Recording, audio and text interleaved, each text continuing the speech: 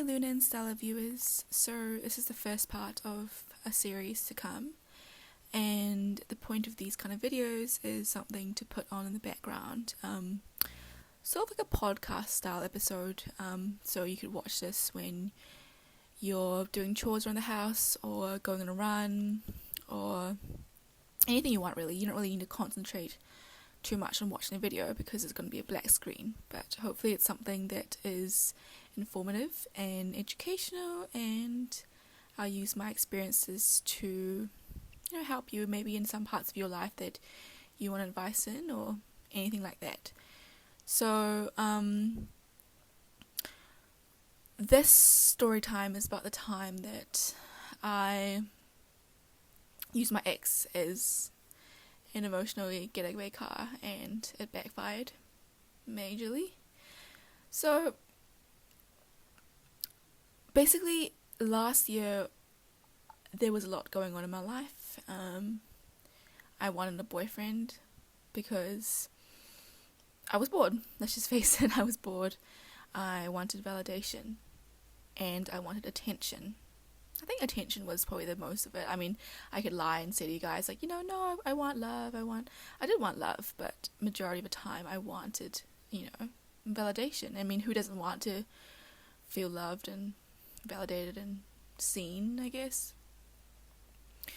I also was very lost. I was halfway through my university degree, and I knew that I was finishing up in the next few years, but I didn't know what exactly I wanted to do with my life in terms of where I wanted to take my degree and if it would fulfill me. So basically finding a boyfriend was something that, it was a nice distraction. It was something that I could put my focus on because I didn't want to think about where I was going to be heading next or which country I was going to live in, which city I was going to live in, anything like that. It was like a way of taking my mind off the bigger picture and focusing it on a smaller aspect of my life. So basically, it was a nice distraction and it gave me a temporary relief. I met my ex online, and when I met him it wasn't even like we had that much chemistry. It was, he was cute and he was sweet and I wasn't crazy about him, but it sounds terrible talking about it now, but looking back I was like, I literally said in my mind, that will do. And I know it's terrible to think that because you don't want to think that you're like a placeholder in someone's life, but I'm pretty sure he was looking for the same things as well, like a distraction or something. But so anyway, fast forward within the first 2 months, it was nice, like he was sweet. Obviously as a girl I kind of developed more feelings the more time I hung out with him anyway, so like it was nice. But the thing is, it kind of felt like a crutch. I used him as a way of escaping my own life. I used him as a way of, when I was with him and when we were intimate and when we were hanging out and laughing and doing what couples do, it was a way of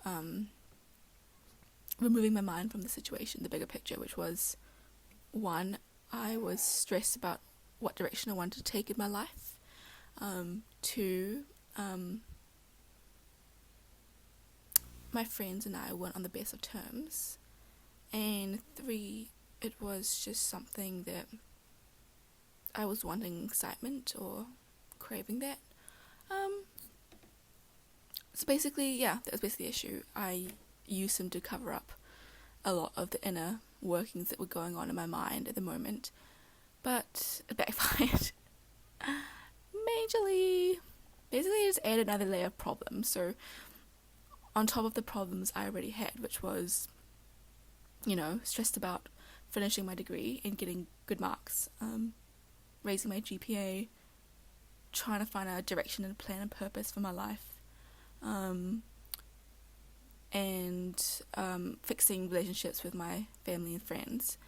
It was still there. All the problems I had before that I was escaping from, I can't escape from because they're my friends, they're my family, they're my future, they're my goals. I couldn't escape that.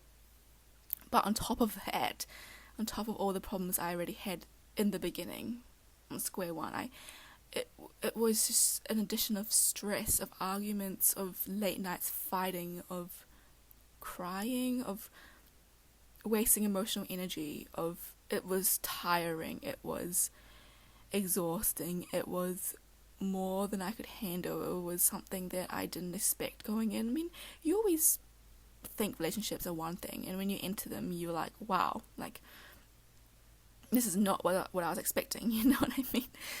But yeah, so basically the thing was that from that experience, it was draining, it was confusing, it was terrible. I lost even more friends along the way. I was even more lost in terms of my purpose. I was heartbroken, because the good times were great, but the bad times were bad, and yeah, I was heartbroken for a long time after that. So basically what I'm trying to say is that I've learned now that using relationship as an emotional getaway car, as a way of escaping and zooming away from all your problems, is not the answer, because plastering and wallpapering on another layer is not going to solve any of the other problems I already had in my life. It just made it worse, 10 times worse. I still had to fix all these problems, and now it was just twice as hard because I was going through that and breakup drama, which is, you know, if you guys have been through a breakup, it's just terrible. It just wrecks your life. It really is the worst thing. It's the worst human emotion, I think. It's just terrible. But yeah, so I guess for you guys, like, if you're looking for a relationship right now, by all means, you know, I'm not saying don't enter a relationship, don't be in love, because love is great. I love love. It's exhilarating, it's amazing. But are you entering a relationship for the right reasons, you know? Are there triggers in your life that cause you to actively seek out a relationship? Do you really like the guy? Like, is there things about him that you're like, wow, you're amazing? Or are you like me, which I can't believe I said this, but, you know, I said he will do. Do you want validation? Are you looking for acceptance from someone? Those kind of things are temporary. Like, validation from your boyfriend is great, but, or a girlfriend, sorry, but it's great, but it will fade because they can't give you what you're looking for, which is internal validation. Are you falling behind your studies? Maybe your grades aren't as good as you want them to be, and so you're using love as a way of a distraction. I feel like you guys might all think, oh yeah, that's fine, but who cares if I use, you know, if I want a boyfriend as an emotional getaway car, or if I want a girlfriend as a way of escaping what's going on right now in my heart and my family and in my friends and in my space. But I realized that when you want an emotional getaway car, you are less picky when it comes to your partner. Standard slip. There were so many red flags I saw in my relationship that if I was in a sane space of mind and healthy and happy and loving my life and was achieving my goals and everything was great, everything was as it should be and as it was fixed, I would have realized those red flags sooner and I would have not tolerated them. I would have cut them out because I would have no time for that. But when you're looking for someone to take you away from your problems, to whisk you away, it's your standard slip. You don't care as much because, well, as long as, you know, you get the oxytocin flowing, you get the adrenaline running through your veins, it doesn't matter. It feels the same, you know what I mean? But when you are whole and achieving goals and fixing relationships in your life, whether it's your family or your friends, building new ones, you don't have time for energy wasters or subpar relationships.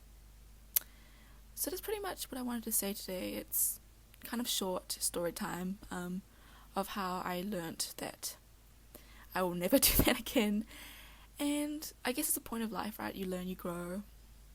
I just want to share with you guys because I know a lot of my friends tend to use guys and girls as emotional getaway cars, and it works for a few months, but you are always back to square one, and even now you are back to square one with heartbreak. And so be really careful when you enter a relationship, especially if you find yourself doing one randomly and wanting one randomly, because there might be triggers. So look out for those, and let me know down in the comments what you guys think about this video, and if you want a new layout or something.